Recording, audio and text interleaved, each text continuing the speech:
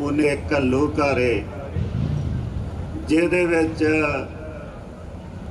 ਹਜ਼ਾਰਾਂ ਸਿੱਖਾਂ ਨੇ ਸ਼ਹੀਦ ਬਾਬਾ ਸੰਤ ਜਰਨੈਲ ਸਿੰਘ ਜੀ ਪਿੰਡਰਾਂ ਵਾਲਿਆਂ ਦੀ ਅਗਵਾਈ ਦੇ ਵਿੱਚ ਉਹਨਾਂ ਜ਼ਾਲਮਾਂ ਨੂੰ ਚਣੇ ਚਬਾਉਂਦੇ ਹੋਏ ਸ਼ਹੀਦੀਆਂ ਪ੍ਰਾਪਤ ਕੀਤੀਆਂ। ਉਹਨਾਂ ਦੀ ਯਾਦ ਵਿੱਚ ਜੁੜ ਬੈਠੇ ਗੁਰੂ ਪਿਆਰੇ ਖਾਲਸਾ ਜੀ। ਵਾਹਿਗੁਰੂ ਜੀ ਕਾ ਖਾਲਸਾ, ਵਾਹਿਗੁਰੂ ਜੀ ਕੀ ਫਤਿਹ।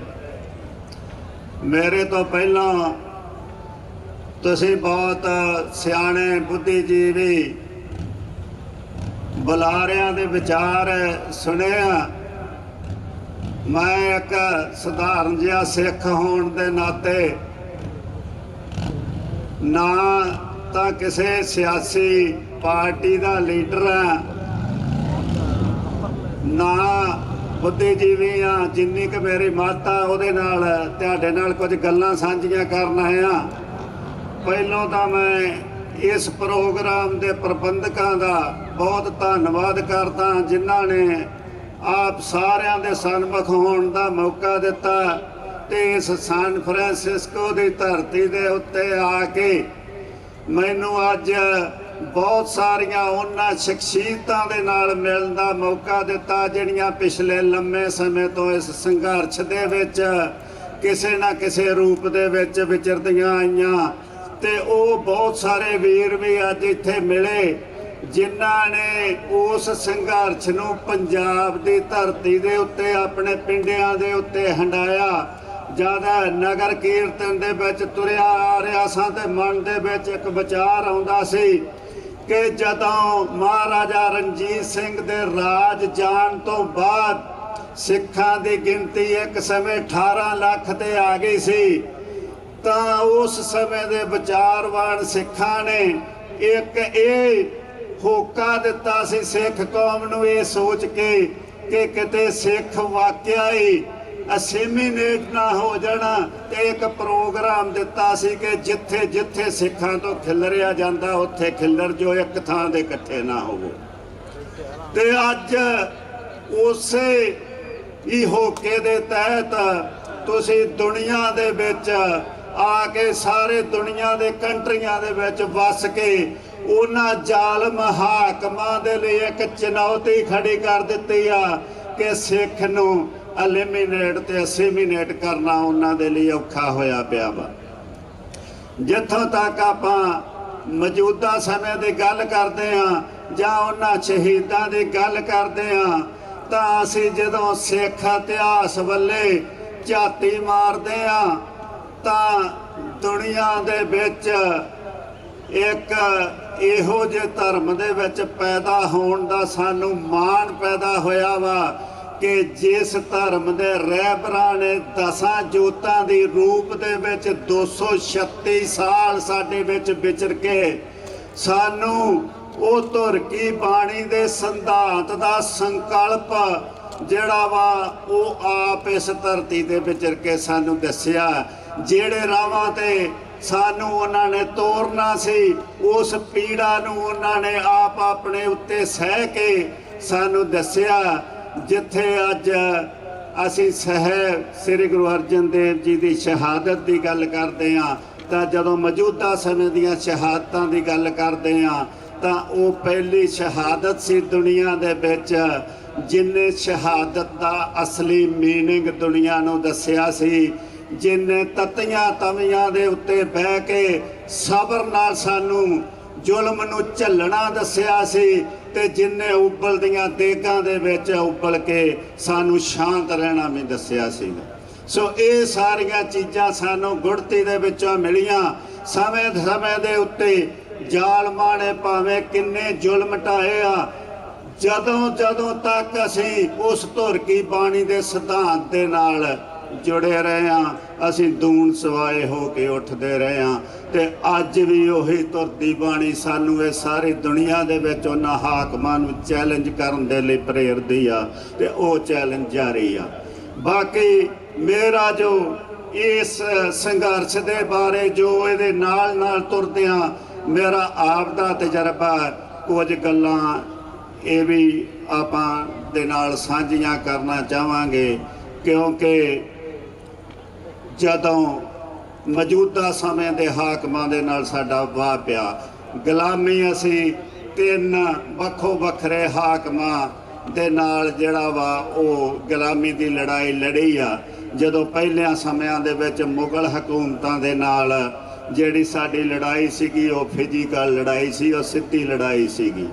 ਉਹ ਧਾਰਮਿਕ ਤੌਰ ਦੇ ਉੱਤੇ ਸਾਨੂੰ ਨਫ਼ਰਤ ਨਹੀਂ ਸੀ ਕਰਦੇ, ਜ਼ੁਲਮ ਕਰਦੇ ਸੀ, ਜ਼ੁਲਮ ਦੇ ਵਿਰੁੱਧ ਅਸੀਂ ਲੜਦੇ ਸਾਂ ਤੇ ਉਸ ਲੜਾਈ ਦਾ ਅਸੀਂ ਉਹਨਾਂ ਦੇ ਨਾਲ ਉਸੇ ਤਰੀਕੇ ਦੇ ਨਾਲ ਟੱਕਰਾ ਕੀਤਾ। ਉਸ ਤੋਂ ਬਾਅਦ ਅੰਗਰੇਜ਼ ਹਾਕਮਾਂ ਦੇ ਨਾਲ ਸਾਡਾ ਵਾਹ ਪਿਆ ਵਾ। ਉਹਨਾਂ ਨੇ ਇੱਕ ਵੱਖਰਾ ਤਰੀਕਾ ਸਾਡੇ ਨਾਲ ਇਹ ਸ਼ੁਰੂ ਕੀਤਾ ਸੀ ਆਉਂਦਿਆਂ ਕਿ ਐਲੀਮੀਨੇਸ਼ਨ ਦੀ ਬਜਾਏ ਜਿਹੜਾ ਵਾ ਉਹ ਅਸੀਮੀਨੇਸ਼ਨ, ਇਹਨਾਂ ਨੂੰ ਆਪਣੇ ਵਿੱਚ ਰਲਾ ਕੇ ਖ਼ਤਮ ਕੀਤਾ ਜਾਵੇ, ਜਿਹਦੇ ਵਿੱਚ ਉਹ ਕੁਝ ਸਮੇਂ ਦੇ ਲਈ ਕਾਮਯਾਬ ਵੀ ਹੋਏ ਸੀ। ਪਰ ਉਸ ਸਮੇਂ ਦੇ ਸਾਡੇ ਸਿੱਖ ਵਿਦਵਾਨਾਂ ਨੇ ਉਸ ਸਿਚੁਏਸ਼ਨ ਦੇ ਵਿੱਚੋਂ ਵੀ ਸਾਨੂੰ ਕੱਢਿਆ ਸੀ। ਪਰ ਅੱਜ ਦਾ ਹਾਕਮ ਜਿਹਦੇ ਨਾਲ ਭਰਾਓ ਸਾਡਾ ਵਾਹ ਪਿਆ ਵਾ, ਇਸ ਦੇ ਨਾਲ ਜਿਹੜਾ ਸਾਡੀ ਲੜਾਈ ਆ ਉਹ ਸਾਹਿਬ ਸ੍ਰੀ ਗੁਰੂ ਨਾਨਕ ਦੇਵ ਜੀ ਦੇ ਟਾਈਮ ਤੋਂ ਹੀ ਸ਼ੁਰੂ ਹੋਈ ਸੀ। ਇਹ ਦੁਨੀਆ ਦਾ ਸਭ ਤੋਂ ਸ਼ਾਤਰ ਦੁਸ਼ਮਣ ਜਿਹੜਾ ਸਮੇਂ-ਸਮੇਂ ਤੇ ਆਪਣੀਆਂ ਕਰਵਟਾਂ ਬਦਲਦਾ ਵਾ, ਕਦੀ ਸਾਹਮਣੇ ਰੂਪ ਦੇ ਵਿੱਚ ਲੜਾਈ ਨਹੀਂ ਲੜਦਾ। ਇਹਦੇ ਨਾਲ ਸਾਨੂੰ ਲੜਾਈ ਲੜਨ ਦੇ ਜਿਹੜੇ ਆ ਤਰੀਕੇ ਉਹ ਹਮੇਸ਼ਾ ਇਹਨਾਂ ਦੇ ਤੌਰ ਤੇ ਬਣਾਉਣੇ ਪੈਣੇ ਆ, ਕਿਉਂਕਿ ਜਦੋਂ ਤੋਂ ਅਸੀਂ ਵੇਖਣ ਡਏ ਆ, ਅੱਜ 1984 ਦੀ ਗੱਲ ਕਰਦੇ ਆ ਜਾਂ 1978 ਦੀ ਗੱਲ ਕਰਦੇ ਆ, 1978 ਤੋਂ ਪਹਿਲਾਂ ਇਹਨਾਂ ਹਾਕਮਾਂ ਦੇ ਨਾਲ ਲੜਾਈ ਲੜਨ ਦਾ ਸਾਡੇ ਕੋਲ ਤਜਰਬਾ ਬਹੁਤ ਘੱਟ ਸੀਗਾ। ਪਰ 1978 ਤੋਂ ਲੈ ਕੇ ਅੱਜ ਤੱਕ ਜਿਹੜੇ ਤਰੀਕਿਆਂ ਦੇ ਨਾਲ ਸਾਡੇ ਨਾਲ ਲੜਦੇ ਆਏ ਆ, ਉਹ ਇਤਿਹਾਸ ਸਾਡੇ ਕੋਲ ਸਾਰਾ ਵਾ। ਉਸ ਇਤਿਹਾਸ ਦੇ ਆਧਾਰਿਤ ਅਸੀਂ ਵੀ ਇਹਨਾਂ ਨੂੰ ਟੱਕਰ ਦੇਣੀ ਆ, ਨਾ ਕਿ ਇਕੱਲੇ ਜਜ਼ਬਾਤਾਂ ਦੇ ਆਧਾਰਿਤ।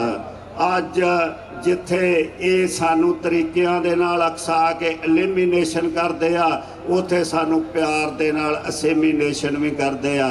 ਉੱਥੇ ਸਾਡੇ ਨਾਲ ਲਾਲਚ ਦੇ ਨਾਲ ਸਾਡੀ ਲੀਡਰਸ਼ਿਪ ਨੂੰ ਵੀ ਖਰੀਦਦੇ ਆ।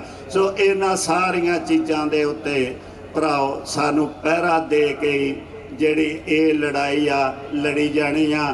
ਬਾਕੀ ਜਦੋਂ ਸਾਹਿਬ ਸ੍ਰੀ ਗੁਰੂ ਅਰਜਨ ਦੇਵ ਜੀ ਦੀ ਸ਼ਹਾਦਤ ਹੁੰਦੀ ਆ ਤਾਂ 6ਵੇਂ ਜਾਮੇ ਦੇ ਵਿੱਚ ਸ੍ਰੀ ਗੁਰੂ ਹਰਗੋਬਿੰਦ ਸਾਹਿਬ ਜੀ ਦੀ ਜਿਹੜੀ ਪਹਿਲੀ ਲੜਾਈ ਹੁੰਦੀ ਆ ਅੰਮ੍ਰਿਤਸਰ ਦੀ ਧਰਤੀ ਦੇ ਉੱਤੇ, ਲੜਾਈ ਭਾਵੇਂ ਉਹ ਬਾਜ ਤੋਂ ਸੀ, ਪਰ ਜਿਹੜੀ ਗੱਲ ਅੱਜ ਅਸੀਂ ਕਰਨ ਡਏ ਆ, ਸਾਹਿਬ ਸ੍ਰੀ ਗੁਰੂ ਹਰਗੋਬਿੰਦ ਸਿੰਘ ਜੀ ਨੇ ਉਹ ਗੁੜਤੀ ਸਾਨੂੰ ਉਦੋਂ ਦੇ ਦਿੱਤੀ ਸੀ ਜਦੋਂ ਉਹਨਾਂ ਨੂੰ ਕਿਹਾ ਗਿਆ ਸੀ ਵੀ ਬਾਜ ਤੋਂ ਲੜਾਈ ਲੜ ਕੇ ਬਹੁਤ ਨੁਕਸਾਨ ਹੋਊਗਾ, ਬਾਜ ਵਾਪਸ ਕਰ ਦਿੱਤਾ ਜਾਵੇ, ਲੜਾਈ ਟਲ ਜਾਊਗੀ। ਤਾਂ ਗੁਰੂ ਸਾਹਿਬ ਨੇ ਉਦੋਂ ਸਾਨੂੰ ਕਿਹਾ ਸੀ ਬਾਜ ਨਾ ਦੇਂਗੇ ਤਾਜ ਵੀ ਲੈਂਗੇ। ਜਿਹੜੇ ਤਾਜ ਦੀ ਗੱਲ ਅਸੀਂ ਅੱਜ ਕਰ ਰਹੇ ਹਾਂ, ਉਹ ਸਾਡੇ ਤੇ ਸਵਾਲ ਹੁੰਦੇ ਆ ਵੀ ਸਿੱਖ ਧਰਮ ਦੇ ਵਿੱਚ ਰਾਜ ਦੀ ਗੱਲ ਕਿੱਥੇ ਕੀਤੀ ਗਈ ਆ, ਜਾਂ ਗੁਰੂਆਂ ਨੇ ਸਾਨੂੰ ਰਾਜ ਦੀ ਗੱਲ ਕਦੋਂ ਦੱਸੀ ਆ।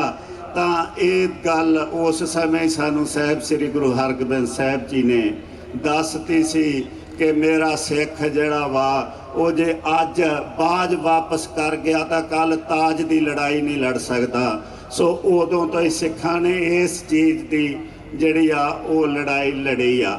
ਤੇ 18ਵੀਂ ਸਦੀ ਦੇ ਵਿੱਚ ਅੱਜ ਇੱਥੇ ਨਿਹੰਗ ਸਿੰਘ ਸ਼ਸਤਰਧਾਰੀ ਬਾਣੇ ਦੇ ਵਿੱਚ ਬੈਠੇ ਸੀਗੇ। ਇੱਕ ਸਿੱਖ ਦਾ ਕਰਤਾਰ ਜਿਹੜਾ ਵਾ ਉਹ ਇੱਕ ਅੰਗਰੇਜ਼ ਵਿਦਵਾਨ ਨੇ ਲਿਖਿਆ, ਜਦੋਂ ਉਹ ਇੱਕ ਨਿਹੰਗ ਸਿੰਘ ਨੂੰ ਘੋੜੇ ਦੇ ਉੱਤੇ ਚੜ੍ਹਿਆ ਜਾਂਦਾ ਮਿਲਦਾ ਤਾਂ ਉਹ ਉਹਨੂੰ ਪੁੱਛਦਾ, ਕਿਉਂਕਿ ਉਹਨਾਂ ਸਮਿਆਂ ਦੇ ਵਿੱਚ ਨਾ ਤਾਂ ਸ਼ਸਤਰ ਰੱਖਣਾ ਅਲਾਉਡ ਸੀ, ਨਾ ਘੋੜ ਸਵਾਰੀ ਕਰਨੀ ਅਲਾਉਡ ਸੀ, ਨਾ ਸਿਰ ਦੇ ਉੱਤੇ ਦਸਤਾਰ ਸਜਾਉਣੀ ਅਲਾਉਡ ਸੀ। ਜਦੋਂ ਪੁੱਛਦਾ ਵੀ ਤੂੰ ਕਿਸ ਰਾਜੇ ਦੀ ਪਰਜਾ ਜਾਂ ਕਿਸ ਦਾ ਸਿਪਾਹੀ ਆ ਜਾਂ ਇੱਥੇ ਰਾਜ ਕਿਹਦਾ, ਤਾਂ ਉਹ ਪਹਿਲੋਂ ਕਹਿੰਦਾ ਵਾ ਬਰਛਾ ਧਰਤੀ ਦੇ ਵਿੱਚ ਗੱਡ ਕੇ ਕਹਿੰਦਾ ਇਸ ਧਰਤੀ ਦਾ ਰਾਜਾ ਮੈਂ ਆ। ਜਦੋਂ ਪੁੱਛਦਾ ਤੇਰਾ ਹਾਕਮ ਕੌਣ ਆ, ਤੇ ਬਰਛਾ ਤਾਂ ਨੂੰ ਕਰਕੇ ਕਹਿੰਦਾ ਮੇਰਾ ਹਾਕਮ ਅਕਾਲ ਪੁਰਖ ਪਰਮਾਤਮਾ ਵਾ। ਸੋ ਹਰ ਸਿੱਖ ਨੂੰ ਜੇ ਆਪਣਾ ਰਾਜ ਲੈਣਾ ਤੇ ਇਹ ਚੀਜ਼ ਮਨ ਦੇ ਵਿੱਚ ਵਸਾਉਣੀ ਪਊਗੀ ਕਿ ਕੋਈ ਸਿੱਖ ਜਿਹੜਾ ਵਾ ਗੁਰੂ ਨੇ ਬਣਾਇਆ ਹੀ ਰਾਜ ਪਾਕ ਦੀ ਅਸਾਰੀ ਦੇ ਲਈ ਆ। दूजी गल मैं इत्थे किसान मोर्चे की गल चली आ ते साडे भरावां नूं ये भी दुनिया दे विच साडे सिखां दे विचों ये क्वेश्चन हुंदा कि तुहाडा खालसा राज किहो जिहा होऊगा, कि वो कट्टरता दे आधारित होऊगा जां दूजे धर्मां नूं इस दे विच जगह दित्ती जाऊगी। तां भरावो इस सवाल का जवाब पंथ ने किसान मोर्चे दे विच देता सीगा जदों पंथ ने उत्थे बगैर किसी लीडरशिप की अगवाई तो, क्योंकि गल चली आ कि 32 किसान जथेबंदियां जड़ियां वा उत्थे अगवाई कर रही सी मोर्चे की, और मैं समझदा कि उस मोर्चे की अगवाई जिहड़ी आ वो पंथ कर रहा सी बगैर किसी लीडरशिप तो। उत्थे खालसा राज दियां झलकां जड़ियां वा वो पंथ ने दिखाईयां जदों उत्थे हिंदू भी आण के सुरक्षित महसूस करता सीगा, उत्थे मुसलमान भी आण के सुरक्षित महसूस करता सी, उत्थे क्रिश्चियन भी आण के सुरक्षित महसूस करता सी। उहदियां वीडियो कढ के देख लो, हिंदुआं दे बच्चियां ने जाके कट्टड़ परिवारां दे हिंदुआं दे बच्चियां ने जाके इंटरव्यूआं दित्तियां भी जिन्ने सुरक्षित असीं इत्थे सिखां दे विच आण के महसूस कीता उन्हां किते भी महसूस नहीं किया। बाकी जिहड़ी खालसा राज की स्थापना तो बाद खालसा राज किदां दा होऊगा, एक इतिहासकार ने बड़ा सोहना इन्हां नूं लिखिया सी कि जिस धर्म दे लोग सवेरे उठ के अपने गुरु नूं नतमस्तक हुंदियां भगत कबीर जी नूं भी सिर झुकाउंदे आ, भगत फरीद जी नूं भी सिर झुकाउंदे आ, भगत नामदेव जी नूं भी सिर झुकाउंदे आ, धन्ना जट जी नूं भी सिर झुकाउंदे आ। उस धर्म दा राज दुनिया दा सब तो वड्डा डेमोक्रेटिक कंट्री होऊगा। सो जिहड़े वो लोग साडे ते सवाल करदे आ उन्हां नूं इस चीज़ दा जवाब आ। बाकी मैं कुछ गल्लां ਤੁਹਾਡੇ ਦੇ ਨਾਲ ਸ਼ਹੀਦ ਜਸਵੰਤ ਸਿੰਘ ਖਾਲੜਾ ਦੀਆਂ इस राज के प्रति भरावो करदा वां। डॉक्टर साहब इत्थे बैठे डॉक्टर अमरजीत सिंह उन्होंने नाल ही डिक्सी गुरु घर की स्पीच सीगी जिथे उन्होंने कहा सी कि असीं इस मुल्क ते हाकमां नूं कहने आ कि तुसीं आने बहाने अपने राम राज के नारे लाउंदे जे ते तुसीं अपना राम राज स्थापित कर लो, असीं गुरु सिद्धांत ते सिरजिया अपना राज स्थापित करांगे ते दुनिया वेखूगी कि किहड़ा सिद्धांत चंगा वा।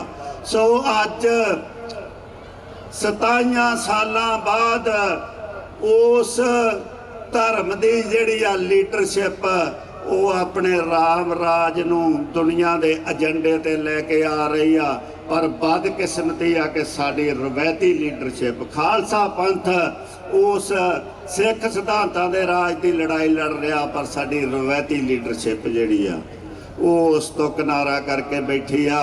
सो जिन्ना चिर पंथ दे इकट्ठे होण दी गल कीती आ, मैं एक बेनती करूँगा कि जिद्दां अज समुचियां अमेरिका दीयां जथेबंदियां गुरुद्वारा प्रबंधक कमेटियां इत्थे इकट्ठियां होईयां वा, इहो ही खालसा पंथ की इकत्तरता की निशानी आ। पर एक आपां जरूर कर लिया करिए कि साल दे विच जदों इदां दा कोई वड्डा इकट्ठ करदे आ ਉਹਦੇ ਵਿੱਚ अगले साल ਦੇ ਲਈ ਜਿਹੜਾ ਵਾ ਉਹ ਸਾਰੀਆਂ ਜਥੇਬੰਦੀਆਂ ਦਾ ਇੱਕ ਮਿਨੀਮਮ ਪ੍ਰੋਗਰਾਮ ਜਿਹੜਾ ਵਾ ਉਹ ਬਣਾ ਲਿਆ ਕਰੀਏ।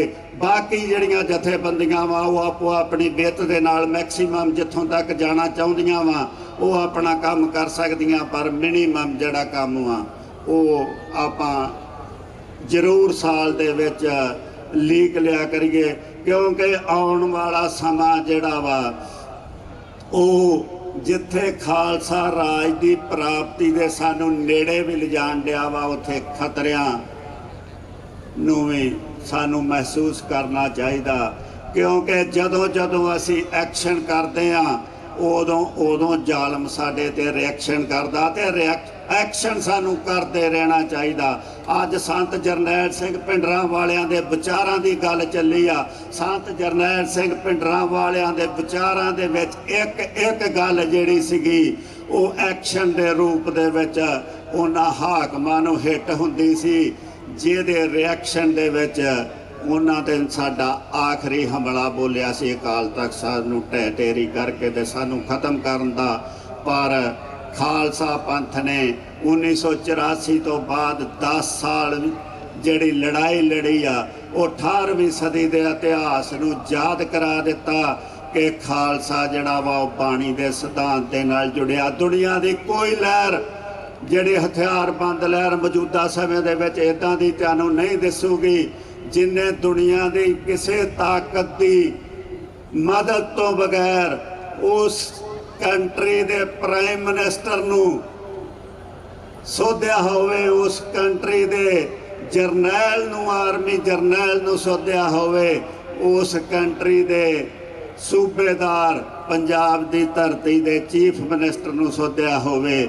ਇਹ ਮੌਜੂਦਾ ਸਮੇਂ ਦੇ ਵਿੱਚ ਜਿਹੜੀ ਆ ਦੁਨੀਆ ਦੇ ਵਿੱਚ ਕੋਈ ਲਹਿਰ ਨਹੀਂ। ਜੇ ਲਹਿਰਾਂ ਬਥੇਰੀਆਂ ਹਥਿਆਰਬੰਦ ਚੱਲੀਆਂ ਵਾ, ਪਰ ਜੋ ਖਾਲਸੇ ਨੂੰ ਗੁਰੂ ਨੇ ਗੁੜਤੀ ਦਿੱਤੀ ਸੀ, ਖਾਲਸੇ ਨੇ ਉਹ ਚੋਣਵੇਂ ਐਕਸ਼ਨ ਕਰਕੇ ਤੇ ਉਹ ਲੜਾਈ ਲੜ ਕੇ ਮੌਜੂਦਾ ਇਤਿਹਾਸ ਨੂੰ ਭਰਾਓ ਅੱਜ ਦੇ ਸਮੇਂ ਦੇ ਵਿੱਚ ਯਾਦ ਕਰਾਤਾ। ਤੇ ਹੁਣ ਸਾਡਾ ਫਰਜ਼ ਵਾ ਉਸ ਚੀਜ਼ ਨੂੰ ਗਾਂਹ ਲੈ ਕੇ ਜਾਣ ਦਾ। ਇੱਕ ਚੀਜ਼ ਦੀ ਮੈਨੂੰ ਬਹੁਤ ਖੁਸ਼ੀ ਹੋਈ ਆ ਕਿ ਜਿਹੜੀ ਸਾਡੀ ਜੰਗ ਜਨਰੇਸ਼ਨ ਜਿਹਨੂੰ ਅਸੀਂ ਕਿਤੇ ਸੋਚਦੇ ਸਾਂ, ਕਿਉਂਕਿ ਜਦੋਂ 25,000 ਲਾਵਾਰਸ ਲਾਸ਼ਾਂ ਬਣਾਈਆਂ ਗਈਆਂ ਜਾਂ ਸਾਡੇ ਅਨੇਕਾਂ ਖਾੜਕੂਆਂ ਨੂੰ ਸ਼ਹੀਦ ਕੀਤਾ ਗਿਆ, ਤਾਂ ਉਸ ਤੋਂ ਬਾਅਦ ਸਾਨੂੰ ਖਤਮ ਕਰਨ ਦੇ ਲਈ ਪੰਜਾਬ ਦੀ ਧਰਤੀ ਦੇ ਉੱਤੇ ਇੱਕ ਨਸ਼ਿਆਂ ਦੀ ਲਹਿਰ ਚਲਾਈ ਗਈ ਸੀ। ਜੇ ਅੱਜ ਅਸੀਂ ਉਹਦੇ ਤੇ ਵੀ ਧਿਆਨ ਨਾਲ ਵੇਖੀਏ ਖੋਜ ਕਰਕੇ,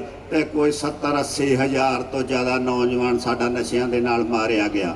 ਤੇ ਉਸ ਸਮੇਂ ਮਨ ਦੇ ਵਿੱਚ ਇੱਕ ਖਦਸ਼ਾ ਆਇਆ ਸੀਗਾ ਕਿ ਉਸ ਤੋਂ ਅਗਲੀ ਜਨਰੇਸ਼ਨ ਜਿਹੜੀ ਆ ਉਹ ਸ਼ਾਇਦ ਸਾਡੇ ਸਿੱਖੀ ਸਿਧਾਂਤਾਂ ਤੋਂ ਟੁੱਟ ਜੇ।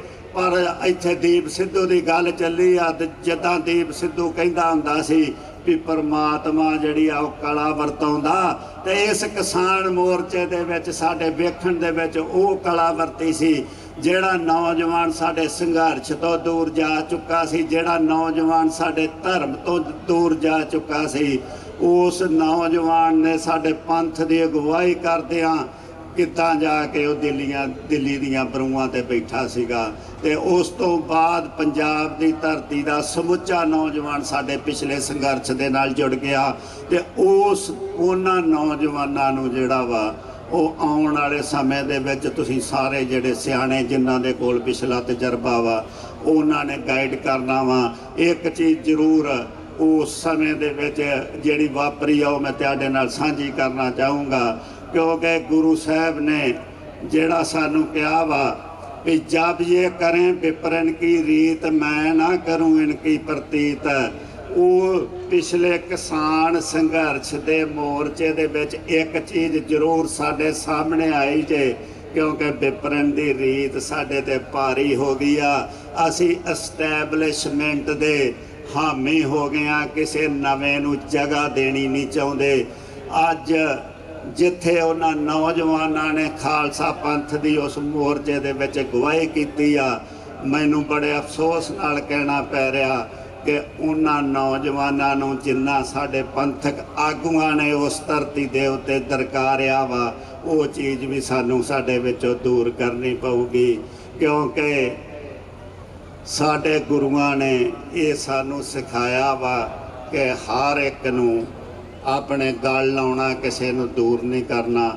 ਜੋ ਦੀਪ ਸਿੱਧੂ ਦੇ ਨਾਲ ਸਾਡੀ ਸਿੱਖ ਲੀਡਰਸ਼ਿਪ ਨੇ ਕੀਤਾ, ਚੱਪੇ ਚੱਪੇ ਦੇ ਉੱਤੇ ਉਹਦਾ ਪਹਿਰਾ ਲਿਆ, ਭਾਵੇਂ ਕਿ ਇਹ ਚੀਜ਼ਾਂ ਪਹਿਲੋਂ ਵੀ ਚੱਲਦੀਆਂ ਰਹੀਆਂ। ਸੰਤ ਜਰਨੈਲ ਸਿੰਘ ਭਿੰਡਰਾਂ ਵਾਲਿਆਂ ਦੇ ਨਾਲ ਵੀ ਇਹ ਚੀਜ਼ਾਂ ਚੱਲੀਆਂ। ਉਸ ਤੋਂ ਬਾਅਦ ਜਦੋਂ ਸਰਦਾਰ ਜਸਵੰਤ ਸਿੰਘ ਖਾਲੜਾ ਵੀ ਇਸ ਫੀਲਡ ਦੇ ਵਿੱਚ ਆਇਆ ਤਾਂ ਉਹਦੇ ਨਾਲ ਵੀ ਇਹ ਚੀਜ਼ਾਂ ਚੱਲੀਆਂ। ਪਰ ਜਿਹੜੀ ਸਾਡੀ ਨੌਜਵਾਨ ਪੀੜ੍ਹੀ ਇੱਕ ਵਾਰਾਂ ਧਰਮ ਤੋਂ ਦੂਰ ਬੈਠੀ ਸੀਗੀ, ਜਦੋਂ ਉਹ ਪੰਥ ਦੇ ਵਿੱਚ ਸ਼ਾਮਲ ਹੋਈ ਆ ਤਾਂ ਅਸੀਂ ਉਹਨਾਂ ਨੂੰ ਦੂਰ ਧੱਕਣ ਦੀ ਕੋਸ਼ਿਸ਼ ਕੀਤੀ ਆ। ਇਸ ਚੀਜ਼ ਦੇ ਸਾਨੂੰ ਵਿਚਾਰਨਾ ਚਾਹੀਦਾ, ਇਹ ਦਿਆਨਤਦਾਰੀ ਸਾਨੂੰ ਆਪਣੇ ਵਿੱਚ ਲਿਆਉਣੀ ਚਾਹੀਦੀ ਆ, ਕਿਉਂਕਿ ਅਸੀਂ ਇਹਨਾਂ ਨਵੀਆਂ ਜਨਰੇਸ਼ਨਾਂ ਨੂੰ ਜਿਹੜਾ ਇਹ ਸੰਘਰਸ਼ ਤੁਸੀਂ ਪਿਛਲੇ 38 ਸਾਲਾਂ ਤੋਂ ਆਪਣੇ ਮੋਢਿਆਂ 'ਤੇ ਲੈ ਕੇ ਤੁਰੇ ਜੇ, ਉਹਨਾਂ ਨੂੰ ਸੌਂਪ ਕੇ ਇਹ ਅਗਵਾਈ ਉਹਨਾਂ ਨੂੰ ਅਖੀਰ ਦੇਣੀ ਆ, ਕਿਉਂਕਿ ਜਦ ਤੱਕ ਖਾਲਸਾ ਰਾਜ ਦੀ ਸਥਾਪਤੀ ਨਹੀਂ ਹੋ ਜਾਂਦੀ ਉਹ ਇਸ ਸੰਘਰਸ਼ ਨੂੰ ਜਾਰੀ ਰੱਖਣ। ਇੰਨਾ ਹੀ ਕਹਿੰਦਾ ਹੋਇਆ ਮੈਂ ਕੋਈ ਗਲਤ ਕਹਿ ਗਿਆ ਹਾਂ ਤਾਂ ਖਿਮਾ ਦਾ ਜਾਚਕ ਹਾਂ। ਵਾਹਿਗੁਰੂ ਜੀ ਕਾ ਖਾਲਸਾ, ਵਾਹਿਗੁਰੂ ਜੀ ਕੀ ਫਤਿਹ।